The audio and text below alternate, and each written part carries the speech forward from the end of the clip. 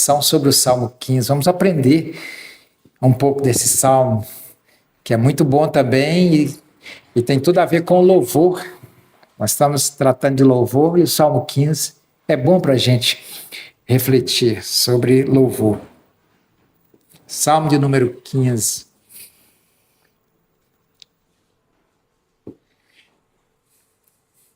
Antes de lermos, irmãos, esse salmo, eu gostaria já de deixar o tema para os irmãos da nossa reflexão. Será quem habita na presença do Senhor?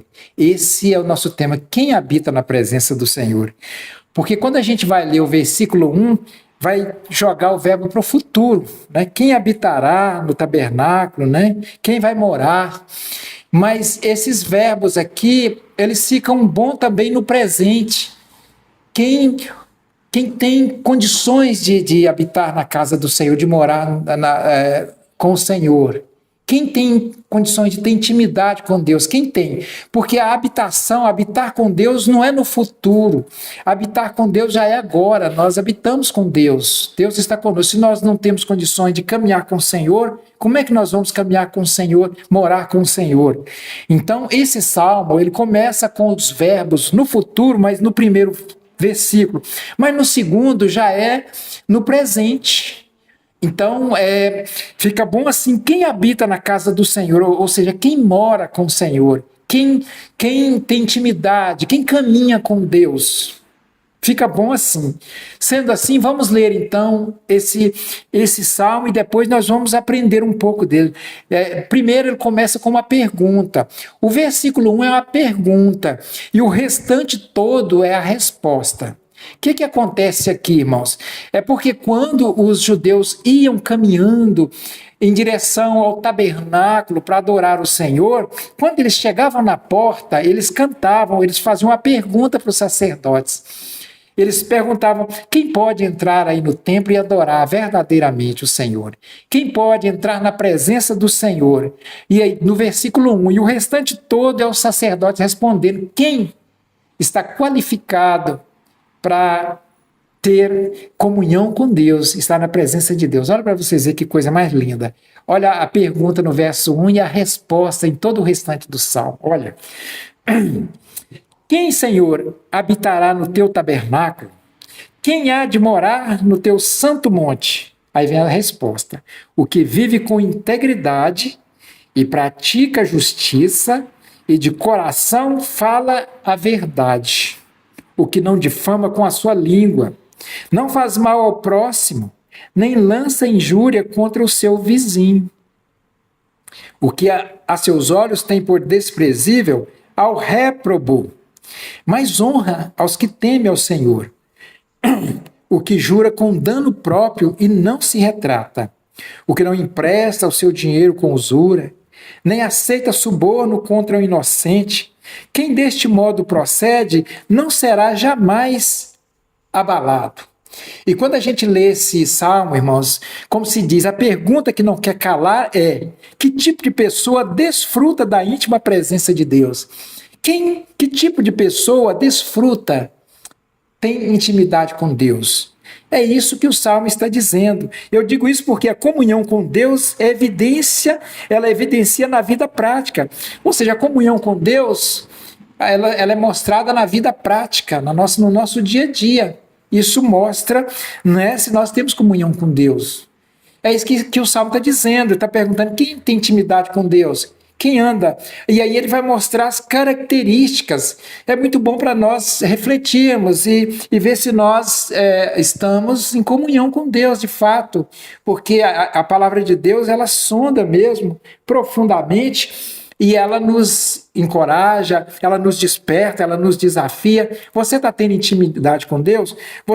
Eu preenchemos as características de alguém que que habita com Deus, ou que tem intimidade com Ele? Esse salmo vai nos dar um endereço, vai nos dizer, nos explicar, nos mostrar quem tem intimidade com o Senhor. Vai apresentar as características, são 6 características que esse salmo apresenta para nós fazermos uma autoavaliação.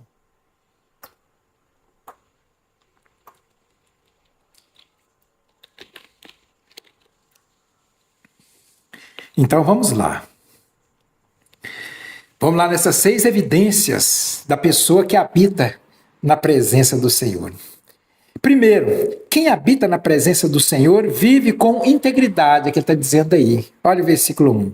O que vive com integridade, respondendo a pergunta, e pratica a justiça, e de coração fala a verdade. Em primeiro lugar, vive com integridade. O que é isso? Exatamente, viver com integridade. O que é integridade aqui no texto? Integridade, irmãos, é não viver dividido entre uma aparência religiosa e uma religiosidade ou uma realidade pecaminosa e escondida. O que é integridade? É não viver dividido entre uma aparência religiosa e uma realidade pecaminosa escondida. Integridade é você ser inteiro, não ser dividido, é ser completo. Uma pessoa, por exemplo, que apresenta uma forma de vida e tem outra oculta, escondida, ela é uma pessoa dividida. A pessoa íntegra é uma pessoa só, ela não é 2 pessoas, ela não apresenta de forma diferente. Íntegro é inteiro, é completo. E não ser íntegro é a divisão entre o que aparenta ser e o que realmente é. Eu sou realmente o que eu aparento ser? Como é que eu aparento ser? Se alguém pudesse descrever o meu dia a dia, como é que eu, no meu relacionamento com esposa, filhos, na igreja, que é onde eu vou, como é que eu aparento? Mas eu sou realmente isso? Dentro do coração, eu não estou dividido? Se eu sou uma pessoa íntegra, então por dentro eu sou a mesma coisa. Porque se eu não for, eu não sou íntegro, porque integridade vem disso, de uma pessoa íntegra. Não é uma pessoa santa, irmãos. Integridade aqui não é perfeição. É aquele que peca, mas confessa. Aquele que quando erra, ele reconhece. Quando é corrigido, ele procura mudar. Então é aquela pessoa flexível, aquela pessoa realmente que procura viver de forma inteira, por dentro e por fora. É a mesma pessoa, ele não tem... Isso é integridade. E a pessoa, para ter intimidade com Deus, é necessário que ele seja assim, porque Deus é assim. Deus não tem 2 caras, não tem 2 atitudes, ele é o que é, por dentro e por fora. Deus é uma coisa só. Então, para mim ter relacionamento com ele, eu preciso ser assim. Nós temos que entender que antes de Deus aceitar a adoração, ele precisa aceitar o adorador. Deus não está preocupado com a adoração em si, ele quer ver primeiro o adorador. Ele não aceita a adoração antes de aceitar o adorador. Foi isso que aconteceu com Caim. Ele não aceitou a oferta de Caim porque ele não aceitava Caim. Ele não aceitou a adoração de Caim porque ele não aceitava o próprio Caim, porque era diferente. Caim, ele apresentava alguma coisa que não era, ele tinha um coração diferente da oferta dele, ele tinha um coração mau. Dentro dele, ele não era íntegro, ele não era inteiro como Abel. Ele vivia de aparência. Então, por isso, Deus não aceitou a adoração dele, exatamente porque ele aceita primeiro o adorador. Agora, irmãos, nós temos que ter muito cuidado, porque essas atitudes nossas, que vai mostrar aqui essas características, não é isso que nos salva. Isso é evidência de uma pessoa salva. O pastor Hernandes vai dizer o seguinte: certamente esse salmo não está tratando das condições para o homem ser salvo, mas das marcas de uma pessoa salva pela graça, que vive para agradar a Deus e ter comunhão com Ele. A fé salvadora é evidenciada pelas obras. Então, quando eu vou praticar essas características aqui de uma pessoa que está na presença de Deus, não é isso que me salva. Isso não me salva. Isso é uma evidência de que eu sou salvo, de que eu sou um eleito do Senhor. Então eu tenho que ter essas coisas para ter comunhão com Deus e para expressar que realmente eu sou uma pessoa salva. Mas além de viver com integridade, ele pratica justiça. Diz que esse homem que tem comunhão com Deus, que habita com Deus, além dele ter integridade, ele pratica a justiça. E o que é praticar a justiça aqui? O texto é claro, é o que vive com integridade e pratica a justiça. Praticar a justiça, irmãos, é agir corretamente nas relações com Deus e com o próximo. Eu preciso agir corretamente no meu relacionamento com Deus, da forma que Deus agrada, da forma que está na palavra. Eu preciso me relacionar com Deus dessa forma e eu preciso me relacionar com o próximo da mesma forma. Integridade e praticar a justiça estão casados. É a continuação de uma coisa só, ou seja, a integridade é a retidão da pessoa, é a pessoa íntegra, a pessoa inteira. A justiça é essa retidão colocada em prática. É isso que ele está dizendo. Para me relacionar com Deus, eu tenho que ser uma pessoa íntegra, uma pessoa inteira, e eu tenho que praticar isso, eu tenho que viver isso. Então, isso é praticar a justiça. Eu preciso ser íntegro e eu preciso praticar a verdade.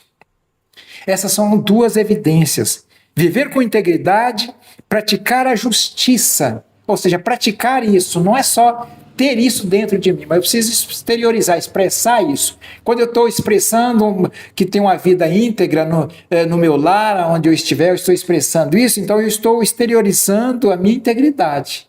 Só que eu não posso apenas exteriorizar isso sem ter essa integridade. Essas duas coisas estão casadas. E em terceiro lugar, ele fala a verdade de coração. Olha que como o salmista é sábio. Ele poderia dizer o que fala a verdade, mas ele diz o que fala a verdade de coração, porque não adianta eu falar a verdade com a boca. A verdade tem que estar no meu coração.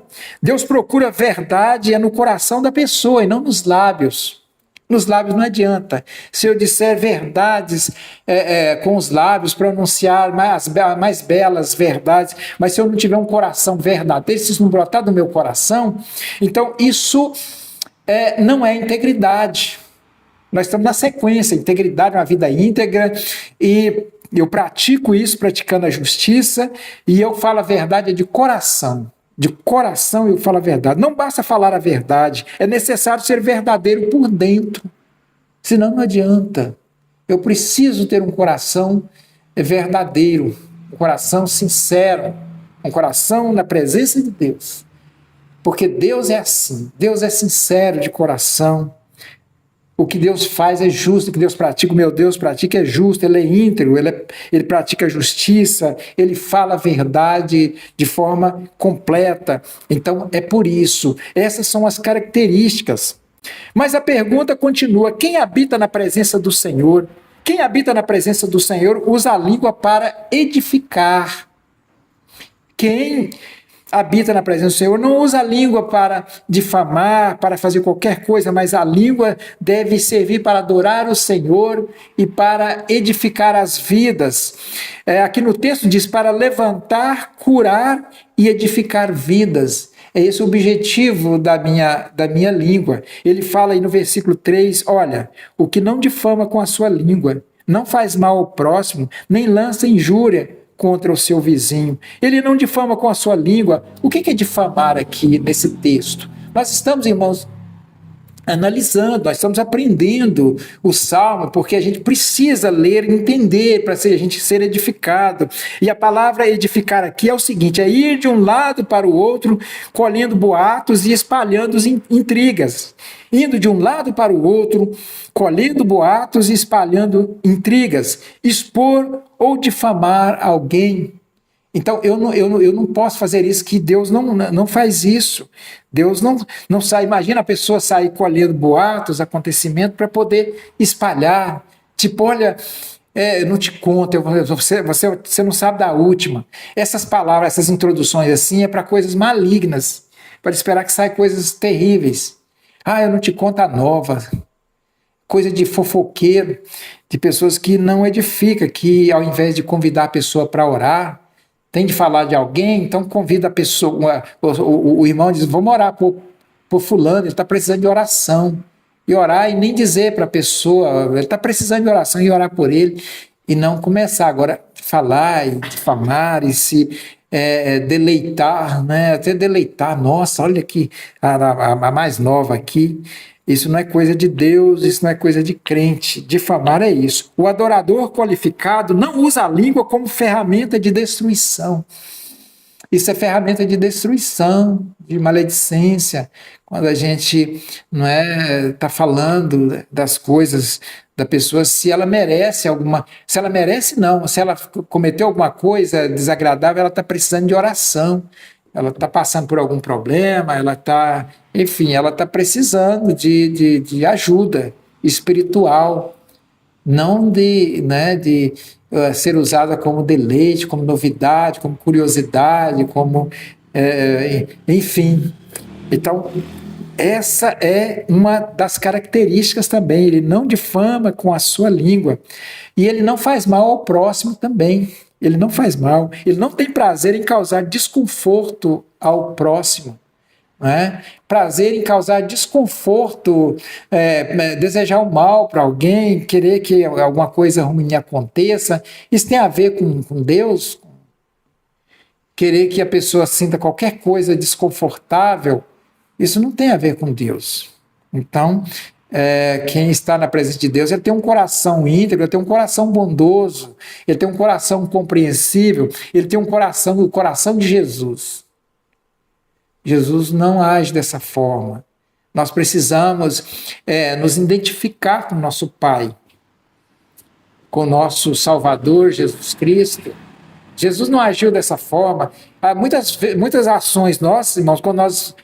por isso que é bom conhecer Deus, conhecer Jesus, estudar sobre Deus. Deus é assim, Deus pensa como eu estou pensando. É assim que Deus, o coração de Deus é igual ao meu coração. Deus deseja para as pessoas o que eu estou desejando para as pessoas. Isso. Deus fala das pessoas, Jesus falaria o que eu estou falando, como é que seria, que palavra que Jesus pronunciaria. Então, essas qualificações que o salmista está falando aqui, da pessoa que tem realmente intimidade com Deus. Às vezes nós sentimos distante de Deus, mas nós precisamos refletir se nós estamos praticando essas características da pessoa que tem intimidade com Deus. E ele prossegue no mesmo versículo, ele não lança injúria contra o seu vizinho. A palavra vizinho aqui é o próximo, da mesma forma, ele não lança injúria. O que é lançar injúria? Aqui.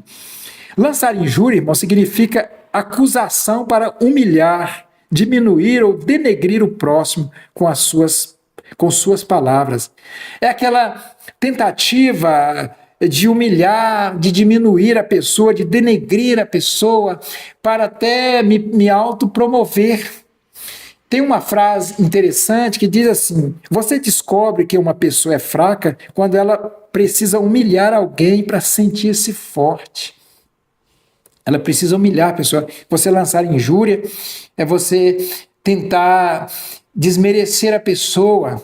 Aí entra a língua, falando para a pessoa para poder humilhar, para poder diminuir, para poder denegrir, desmerecer a pessoa, lança injúria contra ela. É isso, não lança injúria. Deus não faz esse tipo de coisa, não é? Falar alguma coisa para humilhar, para diminuir, para denegrir a pessoa com as suas próprias palavras. E a pergunta ainda persiste, Quem habita na presença do Senhor, quem habita na presença do Senhor possui valores espirituais corretos. Ele tem discernimento. Ele tem realmente discernimento porque ele está em sintonia com Deus. Ele sabe discernir quem é de Deus e quem não é. Quem está agindo com segundas intenções, com má fé. Ele tem discernimento. Isso é muito importante no nosso meio, na igreja, saber quem realmente está agindo, porque é difícil de discernir, tem que ter o Espírito de Deus para discernir. O que ele está dizendo aqui, no versículo seguinte: o que a seus olhos tem por desprezível ao réprobo, mas honra os que temem ao Senhor. O réprobo aqui, irmãos, é o reprovado por Deus. É aquela pessoa que Deus reprova, aquela pessoa insana, pecadora, que não leva a Deus a sério. Então, ela despreza a Deus, ela despreza o meu Deus, eu também a desprezo por causa disso. Ele tem por desprezível o réprobo. Ele está pensando aqui no Salmo 1, que diz: bem-aventurado o homem que não anda segundo o conselho do ímpio, não se detém no caminho do pecador, nem se assenta na roda dos escarnecedores. Então, ele despreza o réprobo. Não é que ele odeia o réprobo, ele não quer a salvação, mas ele despreza o que aquela pessoa faz, porque ela despreza a Deus. Então ele tem por desprezível o réprobo, mas ao mesmo tempo ele honra, ele se alegra com aquele que teme ao Senhor. Com a pessoa que teme ao Senhor, ele tem discernimento, ele sabe quem é quem, então ele sabe quem é realmente que vive temendo ao Senhor, que vive na presença de Deus. Então ele honra essa pessoa. Independente do que ele seja um membro, seja um pastor, seja um presbítero, ele honra, ele respeita aquela pessoa, porque ele tem discernimento e ele percebe, ele sabe que aquela pessoa realmente honra o Senhor. Ele despreza o réprobo, porque ele sabe que aquela pessoa, ele tem discernimento. Não é questão de julgar ninguém. Porque o réprobo, ele não precisa julgar, ele evidencia com a sua própria vida que ele despreza o Senhor. Mas a pessoa que honra o Senhor também, ele mostra pelos frutos no dia a dia. Então ele é honrado pela pessoa que teme ao Senhor. Mas quem habita na presença do Senhor, irmãos, prossegue, mantém sua palavra mesmo com prejuízo. Ele tem palavra, ele tem compromisso, nem que ele tenha que sofrer, nem que ele tenha que pagar o preço caro, mas ele cumpre, o que jura com dano próprio e não se retrata. O Deus dele fala e não volta atrás. E o Deus dele disse, é sim, sim, não, não. O que passar disso prossegue de Satanás. Então ele é comprometido, ele não tem duas palavras, ele não tem conversa mole, ele é comprometido, seus compromissos, todo mundo confia nele, ele paga, ele toma emprestado, ele paga, se ele disser que vai estar em tal lugar, tal hora, ele vai estar, se ele não puder estar, ele vai rapidamente justificar, não é? Porque muitas das vezes a gente toma alguma coisa emprestado para pagar dia tal e não tem como pagar dia tal, e aí? Mas a pessoa que tem compromisso mesmo, ela vai até lá e diz, tal dia eu te pago, eu vou te dar tanto e depois eu te pago. Eu sumi sua ferramenta, eu perdi. Quanto é sua ferramenta? Eu vou te pagar, porque eu prometi que tal dia eu ia te devolver sua ferramenta. Eu prometi tal hora nós nos encontrar, mas o ônibus atrasou, enfim, então eu estou justificando. Então, essa pessoa, ela jura com dano próprio, ainda que ela tenha que pagar as consequências, é isso que você está dizendo aqui, o que jura com dano próprio e não se retrata. Porque Deus é assim. Senão ele não tem relacionamento com Deus, ele é diferente de Deus. Deus age de uma forma, pensa de uma forma, faz de uma forma, e ele faz totalmente o contrário. Então ele não tem. A pessoa que tem relacionamento com Deus, tem intimidade com Deus, ele procura fazer o que Deus faz, o que Deus fala, o que Deus pensa. E tudo que Deus fala, que Deus pensa, está na palavra dele. É por isso que a palavra de Deus é tão preciosa. Que a única forma de nós obedecermos a Deus, estar na presença de Deus, aprender essas características e viver por meio da palavra. Nada nos ensina senão a palavra de Deus, a própria palavra dele nos ensina a ter uma vida assim. E ele prossegue. Ele não empresta o seu dinheiro com usura. Ele não empresta o seu dinheiro com usura. O que é isso, irmãos? Não é simplesmente, não é para emprestar o dinheiro a juros. Aqui não está falando de negócio. Você colocar o seu dinheiro numa aplicação, você emprestar o seu dinheiro a num juro justo, não é isso. Emprestar aqui o dinheiro com usura é você, além de um juro exorbitante, é você emprestar o dinheiro para uma pessoa necessitada, e você aproveitar dessa situação e cobrar juro dele. Aproveitar da situação. O povo de Israel foi proibido de cobrar juro da pessoa necessitada. Se uma pessoa estava necessitada e pedia dinheiro emprestado, o israelita não podia emprestar com juro. É aquele negócio, irmãos. A pessoa está precisando de um dinheiro emprestado. Então vai procurar a pessoa ímpia, a pessoa que não tem relacionamento com Deus. Ele vai falar, eu vou emprestar um juro alto, é uma oportunidade, ele tem que comprar o remédio dele.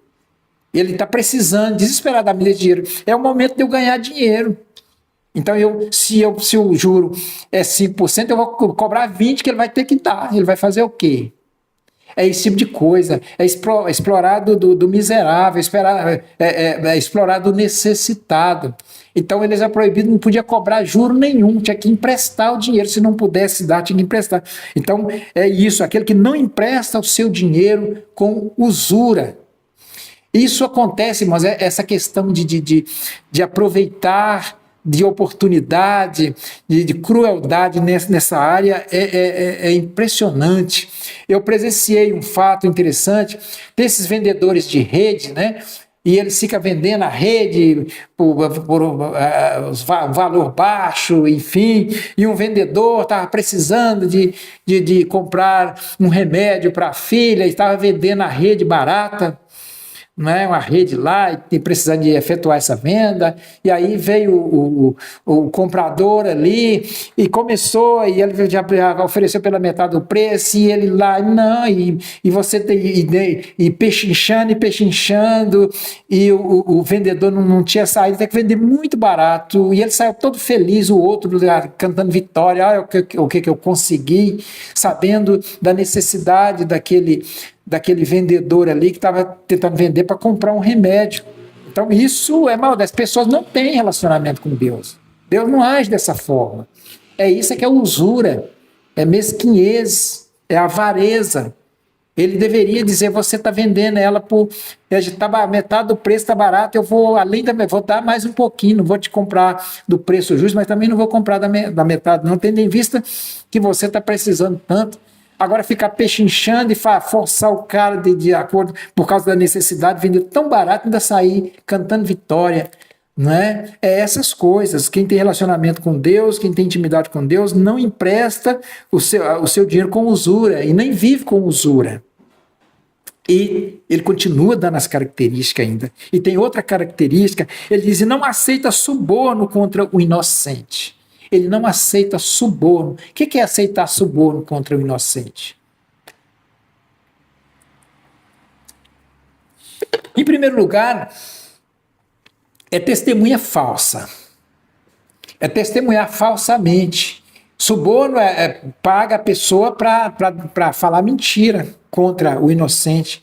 O inocente vai ser julgado, então as testemunhas são pagas para poder testemunhar falso.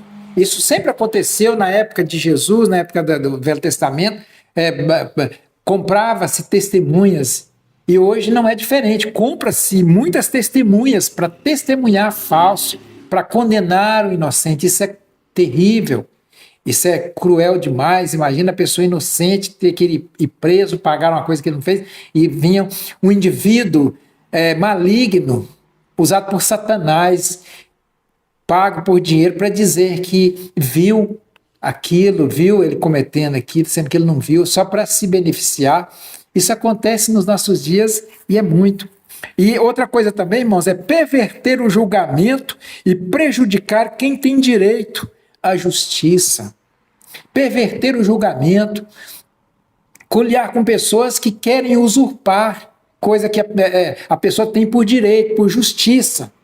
Então ele vai na conversa, ele culeia com pessoas para tirar aquilo que é de justiça de alguém. Isso é perverter, é usar suborno, perverter o julgamento para prejudicar aquele que verdadeiramente tem direito à usurpação. Então, essas características que o texto está falando. Quem habita na presença do Senhor permanece firme. Ele conclui dizendo isso: quem habita na presença do Senhor permanece firme. Ele não é abalado, ele não é destruído, ele é saculejado, mas ele não é destruído. Olha, quem deste modo procede não será jamais abalado.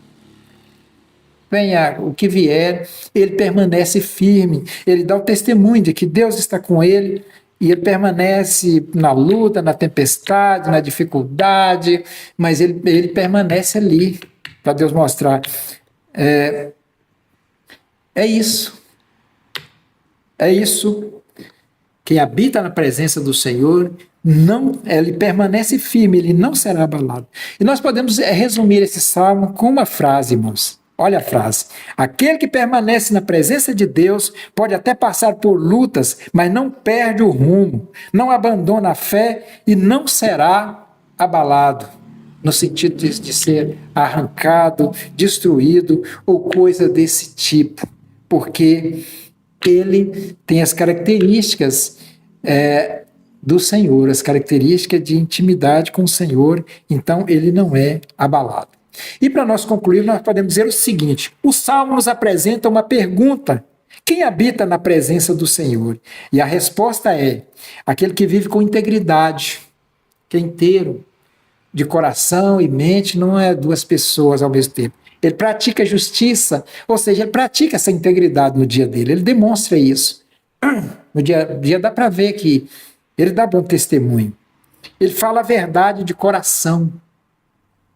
Ele fala a verdade, o que ele fala é verdade, porque brota do coração, não dos lábios, mas do coração. Ele usa a língua para o bem, não para difamar. Ele rejeita a impiedade, a maldade, honra os que temem ao Senhor, mantém sua palavra, seu compromisso e não explora o necessitado. Quem procede dessa forma jamais será abalado. Amém, queridos? Vamos colocar em pé, vamos orar então, e vamos agradecer ao Senhor por a reflexão do Salmo de número 15, nessa breve reflexão. Senhor, te agradecemos por trabalharmos mais um Salmo, ó Deus, aprendendo mais um pouco para a nossa vida. Isso realmente nos chama atenção, nos desafia, ó Senhor, porque como nós precisamos, Senhor, nós lemos a Tua palavra e vemos que estamos muito aquém, nós precisamos ser tratados, ser melhorados, ser transformados, ser renovados, para que possamos, ó Senhor, viver as características daquele que tem intimidade com o Senhor. Nós precisamos de ter intimidade com o Senhor. Nós sabemos que não são essas obras que salvam, mas nós temos que ter elas, porque elas são evidências de alguém que está realmente em comunhão com o Senhor. Que o Senhor nos capacite, que o Senhor nos abençoe, nos perdoe e nos dê força, Senhor. Nos dê disposição, nos dê determinação para obedecermos a Tua palavra, para cumprirmos com a Tua vontade, Senhor, e ter apenas um coração, não ter um coração dividido, Senhor, mas expressar de fato aquilo que há no nosso coração, e que no nosso coração possa haver, ó Deus, a verdadeira comunhão com o Senhor, a verdadeira dignidade que nós precisamos ter, Senhor. Nos capacite, nos abençoe, em nome de Jesus. Amém. E agora, amados, que a graça do Senhor Jesus, o amor do Pai e a comunhão do Espírito Santo da promessa esteja com todos vós, em nome do Pai, do Filho e do Espírito Santo de Deus. Amém e amém. Podeis sentar, irmãos. Nós continuamos com o nosso aviso. Nesse próximo domingo,